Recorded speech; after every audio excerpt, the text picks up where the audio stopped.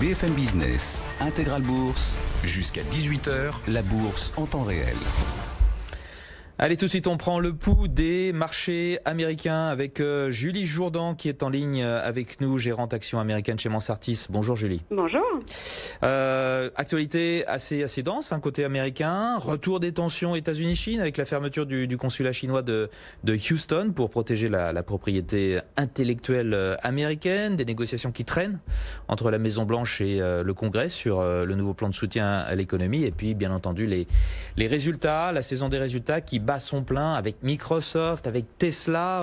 Ce soir, on commence avec les tensions avec la Chine. Julie, c'est l'élément perturbateur que l'on avait un petit peu oublié. Est-ce que ça est-ce que ça peut redevenir vraiment un sujet d'inquiétude pour les marchés ? Écoutez, quand on regarde les marchés américains, on est presque à plus 20 sur le Nasdaq depuis le début de l'année. On est en hausse sur le S&P. Donc, on a le marché américain a globalement, complètement est passé après en période post, je dirais, pandémie. Alors que dans la réalité, il y a encore un certain nombre d'incertitudes.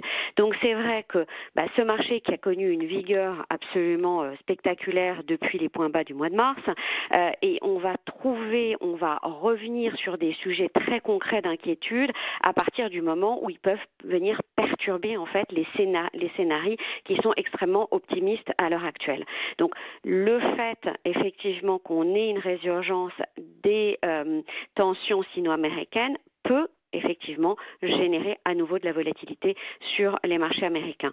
Le fait qu'on ait également des inquiétudes à certains moments sur les chiffres de la progression de la pandémie et il va falloir voir dans les jours qui viennent une stabilisation puisque c'est ce que tout le monde attend effectivement, ça sera également des éléments qui seront extrêmement suivis. Donc on le voit bien, on a des marchés qui ont beaucoup progressé, qui aujourd'hui attendent en fait des bonnes nouvelles. Si on commence à avoir des tensions, effectivement, ça se traduira potentiellement par un petit peu plus de nervosité sur le marché. Et c'est vrai que ça va être intéressant de regarder la séance d'aujourd'hui, puisque on voit bien qu'on est dans une escalade qui est significative.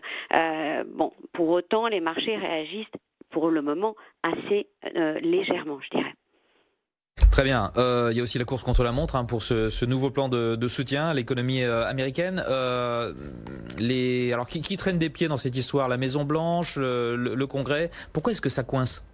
Alors, il y a plusieurs choses dans ce plan de soutien à l'économie. Je dirais la plus urgente et la plus concrète à très court terme, c'est de savoir comment on va gérer la fin des allocations chômage supplémentaires. Rappelez-vous, à l'heure actuelle, dans le cadre de la lutte contre, la dégradation du pouvoir d'achat des Américains qui se retrouvaient au chômage, a été mis en place une allocation spéciale de $600 par semaine pour les Américains qui se retrouveraient en situation de chômage. Cette disposition s'arrête au 30 juillet. Donc c'est véritablement extrêmement important de savoir comment et par quoi elle va être remplacée, puisque même si on a une situation de l'emploi qui s'est significativement améliorée et qui est toujours dans une tendance qui est globalement bonne, on a à la fois un certain nombre d'hommes politiques qui considèrent qu'on a besoin de maintenir ce système-là pour justement éviter une dégradation du pouvoir d'achat des Américains. La consommation, encore une fois, c'est 2/3 du PIB américain, et d'autres, parmi les républicains en particulier, qui disent ce système finalement incite les gens à ne pas rechercher du travail, puisque effectivement les calculs montrent que 70% des allocataires chômage gagnent plus avec cette allocation que ce qu'ils ne gagnaient dans leur précédent emploi. Donc il y a des débats, il y a des vrais débats. Le premier d'entre eux, je pense que c'est celui-ci. On devrait avoir des avancées dans les prochaines semaines, mais comme on le sait, dans toute négociation, ça vient toujours au dernier moment. Donc je pense que là, il va falloir effectivement attendre de voir ce qui se passe, mais l'urgence, elle est très clairement comprise, en particulier en période d'élection, avec cette échéance du 30 juillet pour les allocataires les chômeurs. Un petit peu comme ce qui s'est passé en Europe. On négocie, personne ne veut lâcher d'un côté comme de l'autre, mais finalement, Il y a un accord, à la fin. L'autre thématique, c'est celle des résultats.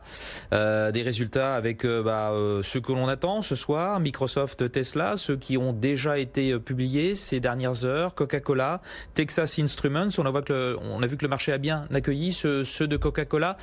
Ce genre de résultats, c'est le signe que, on s'attend de toute façon, Covid oblige à de mauvais résultats, mais que les perspectives sont pas si mauvaises que cela. Il y a un espoir quand même de forts rebonds dans les mois qui viennent? Je pense que c'est vraiment intéressant là de regarder ce que disent effectivement le langage des entreprises, parce que alors quand on prend par exemple Texas Instruments c'est très intéressant parce que c'est une société qui fait des semi-conducteurs mais qui sont destinés à de multiples industries. D'un côté l'automobile, les télécoms, les industries de manière plus générale. Donc on va avoir quand même une information assez intéressante, tout comme quand on a eu les résultats des banques la semaine dernière, qui nous ont permis également d'apprécier qu'est-ce qui se passait et quelle était leur perception et leur prudence, qui a été extrêmement importante à la fois sur le consommateur et sur les entreprises. Mais là, Texas Instruments, qu'est-ce qu'ils nous disent? Ils nous disent, voilà, aujourd'hui, la crise telle qu'on la vit n'est pas aussi dure qu'en 2008. On a moins d'impact sur les carnets de commandes, mais aujourd'hui, on n'a toujours pas de visibilité. On ne sait pas si les clients et l'activité qui a été finalement beaucoup plus solide que ce à quoi on s'attendait, puisque effectivement, ils ont eu des ventes qui étaient significativement supérieures aux attentes et des profits qui non seulement étaient supérieurs aux attentes, mais qui sont en hausse par rapport à l'année dernière. Donc, on voit qu'on a des surprises qui sont bien réelles, mais ce qu'ils disent, c'est attention, on ne sait pas si nos clients sont en train d'anticiper potentiellement des disruptions dans les approvisionnements à un moment donné et donc commander un petit peu plus aujourd'hui, ou si effectivement on a une activité qui est finalement globalement meilleure. Donc cette absence de visibilité est quelque chose qui est notable et qui vient en fait confirmer un peu ce que nous disaient les banques. Et de l'autre côté, on a un acteur par exemple comme Coca hier. Coca, juste pour vous le remettre dans le contexte, 50% de l'activité c'est à l'international. Donc ils ont été un petit peu moins que d'autres impactés par la résurgence ou en tout cas l'accélération de la pandémie aux États-Unis. Même si je dirais l'activité a été bien moins pénalisée ces dernières semaines qu'elle n'a pu l'être bien évidemment au mois de mai et c'est surtout la fermeture des restaurants qui a pénalisé Coca. Ouais. Exactement. Mais quand on regarde les volumes, on voit que les volumes en juin étaient en baisse de 10%.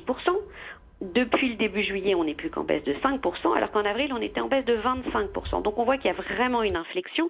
Et ce que dit le management qui est intéressant, c'est que globalement, ça va mieux et que pour lui, le pire est derrière nous. On n'a pas à attendre de dégradation significative à partir de maintenant. Donc on a un langage qui est plutôt encourageant de ce point de vue-là. Donc c'est vraiment intéressant et c'est ce qu'écoutent aujourd'hui, ce qu'écoutent les investisseurs, c'est vraiment de comprendre où on en est dans cette crise, qui est une crise extrêmement atypique et aujourd'hui, effectivement, avec une absence de visibilité sur les impacts de cette résurgence des cas aux États-Unis en particulier sur le rythme de réouverture et de le rythme tout court de l'activité des entreprises. Je le disais, ce soir, deux publications de poids, Microsoft, Tesla. Déjà dans le cas de Microsoft, que regarderont les investisseurs, de voir si est-ce que Microsoft peut être un gagnant entre guillemets de la crise du coronavirus?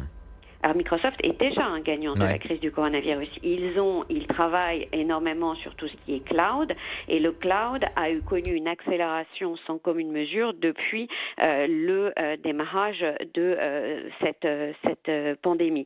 Donc ils l'ont dit à l'occasion de la publication des résultats du trimestre précédent que finalement ils avaient vu une activité s'accélérer comme si en quelques mois ils avaient eu une accélération de l'ordre de 2 ans. Donc, ils font partie des gagnants. Après, bien évidemment, le marché en attend beaucoup. Je vais reprendre un exemple qui me semble très intéressant, celui de Netflix. Netflix, quand ils ont publié la semaine dernière, a publié des d'excellents chiffres. Le nombre de nouveaux abonnés, c'est également un des gagnants en fait de cette crise. Le nombre de nouveaux abonnés était significativement supérieur à ce à quoi on pouvait s'attendre. Pour autant, le titre a mal réagi. Pourquoi? Parce que tout simplement, les managements disent attention, ne nous demandez pas plus que ce que l'on peut délivrer. Et c'est un peu ce qu'a dit Netflix en disant attention, le trimestre prochain, on aura un nombre de nouveaux abonnés qui ne sera pas sur ces mêmes niveaux parce qu'il y a eu la réouverture des économies. Et je crois qu'il faut faire très attention sur toutes ces valeurs de croissance. Il faut bien avoir en tête que toutes ces valeurs de croissance aujourd'hui, finalement, ont eu des parcours boursiers très positifs depuis le début de l'année. C'est le cas de Microsoft également.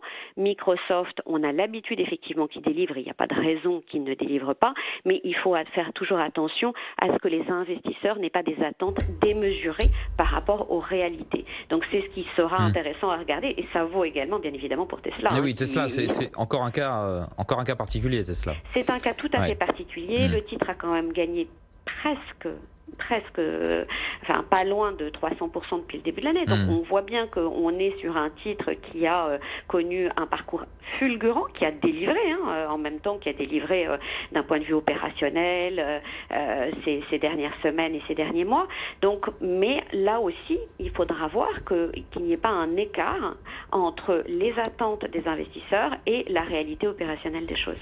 Et d'ores et déjà, le titre en progression, ou plutôt continue de progresser à pratiquement 3% de hausse dans l'attente de ces résultats. On est à plus de $1 600 sur l'action Tesla. Julie Jourdan, merci beaucoup pour cette analyse fort complète sur le marché américain. Je rappelle que vous êtes gérante action américaine chez Mansartis.